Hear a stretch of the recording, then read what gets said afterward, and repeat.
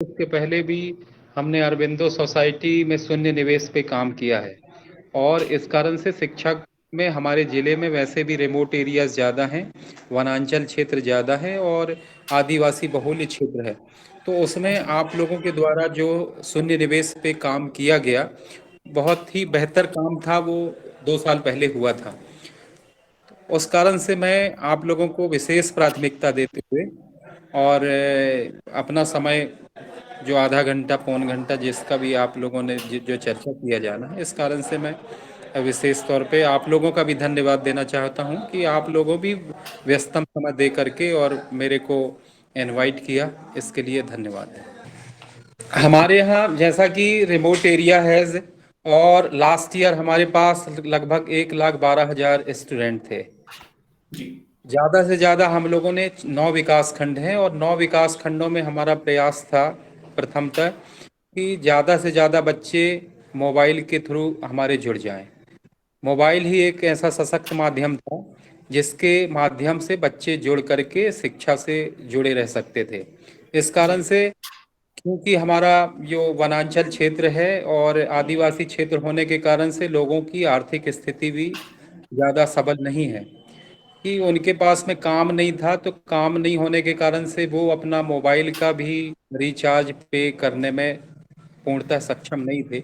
फिर भी ऐसे लोगों को अपन ने चयन किया जो जो पास पड़ोस के व्यक्ति हैं, जो पढ़े लिखे व्यक्ति हैं, उनको मेंटर्स के रूप में अपन ने जोड़ा और जोड़ करके लगभग 30% के आसपास स्टूडेंटों को हमने जोड़ने में सफल हो पाए। 30 से लेकर के 32% ही स्टूडेंट जुड़ पाए। फिर भी हम लोगों ने जितना भी हो सका प्रयास, और कुछ तो ऐसा था कि घर घर जा करके जो टीचर थे हमारे, वो घर भी जा करके मोहल्ला क्लासों के माध्यम से भी बच्चों को जोड़ने का प्रयास किया, ताकि बच्चे विशेष तौर पर शिक्षक के मूल जो है वह उससे जुड़े रहें। और यदि हम ना जोड़ पाते तो अधिकांश बच्चे जो हैं हमारे आउट ऑफ स्कूल हो जाते। इस कारण से हमें ये विशेष तौर पर हमारा चैलेंजिंग था कि बच्चों को कैसे भी करके शिक्षा के मूल रूप से मूल भावनाओं से जोड़े जोड़े रखें। हमने अभी लास्ट ईयर, आ रही है आवाज आपको? जी सर, आपकी आवाज आ रही है प्रॉपर। लास्ट ईयर हमने क्या किया, इसी बीच में जब कोरोना का दौर था, तो इस बीच में हमने विशेष तौर पर कलेक्टर महोदय के निर्देशानुसार एक नवीन अवधारणा, नवीन एक हमने वो किया कि हमारे जो बच्चे हैं उनके लिए विद्यालयों को किस प्रकार से 1 साल का गैप हो गया, फिर बच्चों को किस प्रकार से स्कूल में लाने के लिए हम क्या प्रयास करें।